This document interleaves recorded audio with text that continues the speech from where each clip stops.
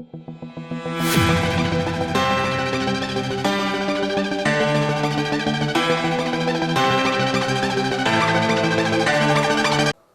बेटा अभी आर्टिकल 21 क्या है? Isochoric process. आइसोकोरिक प्रोसेस वो प्रोसेस होती है जिसमें वॉल्यूम ऑफ द सिस्टम यानी वो गैस कांस्टेंट रहता है। वॉल्यूम क्या रहता है? Constant. Through out the process volume constant रहता है, मतलब इनिशियल स्टेट से फाइनल स्टेट तक वॉल्यूम क्या रहेगा? कांस्टेंट रहेगा। ऐसे प्रोसेस को बोला जाता है आइसोकोरिक प्रोसेस। और आइसोकोर यानी PV diagram in isochoric process. PV diagram, pressure volume diagram in isochoric process is called as isochore. और तीसरी बात, heat exchange in isochoric process. कितनी हीट एक्सचेंज होती है?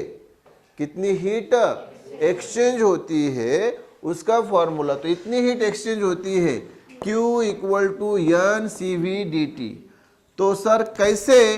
तो ये अभी मैं आपको एक्सप्लेन करके दूंगा, अभी बताऊंगा मैं आपको डिटेल में। ओके, तो सबसे पहले अभी आप ये समझो कि इसमें सिस्टम कैसे और कैसे हम उसको हीट दे रहे हैं और क्या क्या उसमें चेंजेस हो रहे हैं। देखो यहाँ फिगर हम ड्रॉ करेंगे। एक सिलेंडर है, क्या है रे बाबा रे? सिलेंडर। और इसमें हमने भरी है गैस। क्या भरी बाबू? तो ये गैस भरी है। ये गैस ही कौन है? सिस्टम है। कौन है बाबू? और यहाँ से हमने क्या सप्लाई किया है? हीट सप्लाई की। क्यों इतनी? ओके, लेकिन प्रोसेस कौन सी है? ये आइसोकोरिक प्रोसेस है, तो इसमें वॉल्यूम क्या रहता है? कांस्टेंट। तो ये सिलेंडर और ये देखो ये पिस्टन रे बाबा। कौन रे बाबा? ये पिस्टन। ये पिस्टन। तो ये सिलेंडर पिस्टन अरेंजमेंट। अब गैस का वॉल्यूम, इनिशियल वॉल्यूम जो है गैस का, initial volume V1, initial volume, और फाइनल वॉल्यूम भी वही रहेगा। क्यों? क्योंकि प्रोसेस कौन सी है? Isochoric process. आइसोकोरिक प्रोसेस में वॉल्यूम चेंज होता नहीं है, मतलब पिस्टन ये अप नहीं जाएगा। पिस्टन अप नहीं जाएगा मतलब कोई वर्क डन होगा नहीं, मतलब ये सिस्टम सराउंडिंग के ऊपर कोई वर्क नहीं करेगी। तो ख्याल में रखो, आइसोकोरिक प्रोसेस में जो वर्क डन होता है वो 0 होता है। The formula for work done in isochoric process is 0। हाँ, क्योंकि पिस्टन अब जाएगा ही नहीं। तो आप ये बरोबर पूरी कहानी समझो। तो बताओ 21 आर्टिकल क्या है? आइसोकोरिक प्रोसेस, आइसोबार और heat exchange in isochoric process. Heat जो एक्सचेंज होती है वो। तो पहले ये आइसोकोरिक प्रोसेस अभी तो बताइए डेफिनेशन क्या? ए थर्मोडायनामिक प्रोसेस, वो प्रोसेस इन विच, जिसमें volume of the system remains constant. System का वॉल्यूम क्या रहता है? कांस्टेंट रहता है। Through out the process constant रहता है, मतलब इनिशियल स्टेट से फाइनल स्टेट तक वॉल्यूम बदलता ही नहीं। Is called isochoric process. ऐसे प्रोसेस को क्या बोला जाता है? Isochoric process. फिर अभी मैंने बताया कि इसमें वर्क डन कितना रहता है? 0। क्यों रहता है वर्क डन 0? ये भी कहानी समझ लो। तो इन दिस सिस्टम, इस सिस्टम में the work done by the system on the surrounding is 0। System surrounding के ऊपर जो वर्क करती है, the work done by the system on the surrounding is 0। क्या रहता है? 0। क्या रहता है भाई?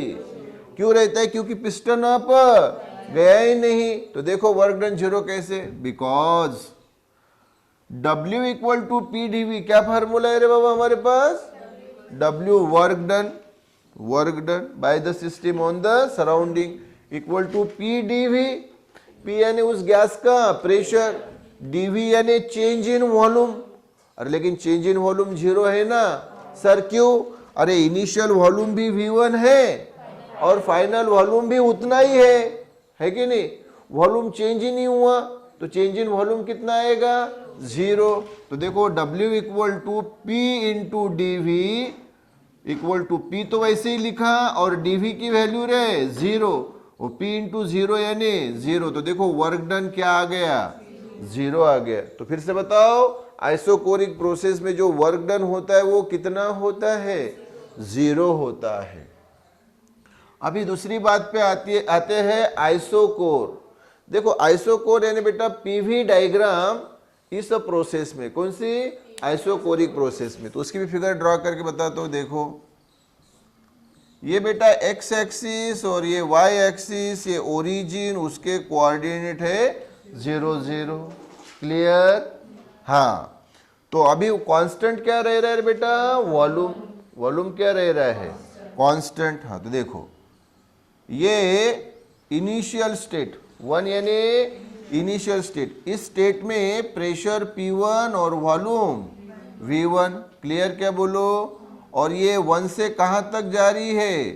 2 तक। 2 यानी फाइनल स्टेज, 1 यानी इनिशियल स्टेज, 1 यानी और 2 यानी फाइनल स्टेज।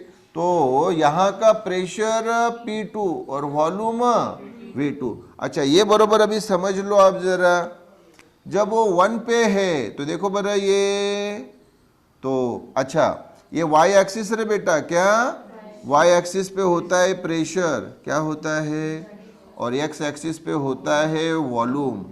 इसीलिए तो इसको क्या बोला जाता है? प्रेशर वॉल्यूम डायग्राम यानी PV diagram. Pressure volume diagram यानी पीवी डायग्राम।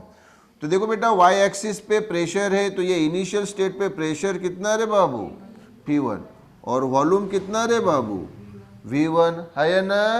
और फाइनल स्टेट पे प्रेशर देखो बरा ये P2 और वॉल्यूम उतना ही है कि नहीं? V1 ही। तो V2 और V1 कैसे है? सेम, मतलब V1 इक्वल टू V2। अरे इसीलिए तो DV चेंज इन वॉल्यूम यानी V2 माइनस V1, और वो कितना रहेगा? 0 रहेगा। कितना रहेगा रे बाबू? 0 रहेगा, है या ना? क्योंकि देखो आप फिगर में बाकायदा देख रहे हैं कि इनिशियल वॉल्यूम और फाइनल वॉल्यूम एक ही है। तो ये जो बेटा पीवी डायग्राम आई, ये जो पीवी डायग्राम आई, ये जो पीवी डायग्राम आई, ये जो पीवी डायग्राम आई, इसको बोला जाता है बेटा आइसोकोर। क्या बोला जाता है? तो अभी हमने डेफिनेशन देखी, क्या देखी? कि PV diagram in isochoric process is called as isochore. और अभी एक तीसरी बात रह गई कि heat exchange in isochoric process. तो अभी अच्छी तरह से ध्यान दो एक्सप्रेशन पे। In isochoric process, isochoric process में the change in volume D V कितना रहता है बेटा? 0। अभी तो बताया चेंज इन वॉल्यूम डीवी कितना रहता है? 0 रहता है। हाँ ओके। और अभी वो आइसोकोर के डेफिनेशन वो भी बता देता हूं। द पीवी डायग्राम, क्या रे बाबू? The PV diagram in isochoric process is called isochore. अच्छा अभी आपको फर्स्ट लॉ ऑफ थर्मोडायनामिक्स मालूम है, तो इसलिए according to first law of thermodynamics क्या हमारे पास फार्मूला है? Q equal to du plus W। मतलब क्या समझ लो, ये देखो सिस्टम, इस सिस्टम को हमने कितनी हीट सप्लाई की? Q इतनी हीट सप्लाई की, है या ना? बोलो हाँ। तो जो हीट सप्लाई की बाबू, ये 2 कामों में यूज में आती है रे बेटा, जो हीट सप्लाई करते हैं। तो पहला क्या? वो सिस्टम यानी गैस अपनी इंटरनल एनर्जी बढ़ा लेती है। अब बोलेंगे सर इंटरनल एनर्जी कैसे बता? तो इनिशियल इंटरनल एनर्जी U1, क्या रे बाबू? जब हीट सप्लाई करना किया नहीं था, जब हीट सप्लाई नहीं की थी, तब internal energy, initial internal energy U1, और जब हीट सप्लाई की तो फाइनल इंटरनल एनर्जी U2। तो इनका डिफरेंस रे बेटा du यानी U2 माइनस U1। क्लियर के बेटा? तो du यानी चेंज इन इंटरनल एनर्जी यानी final internal energy minus initial internal energy plus w यानी work done by the system on the surrounding. अरे बाबा, लेकिन यहाँ सिस्टम सराउंडिंग के ऊपर वर्क नहीं करती इस केस में। कौन से? आइसोकोरिक प्रोसेस में। मतलब ये पिस्टन अब जाता ही नहीं क्योंकि वॉल्यूम चेंज होता ही नहीं। प्रोसेस कौन सी है? Isochoric process. Volume remains constant.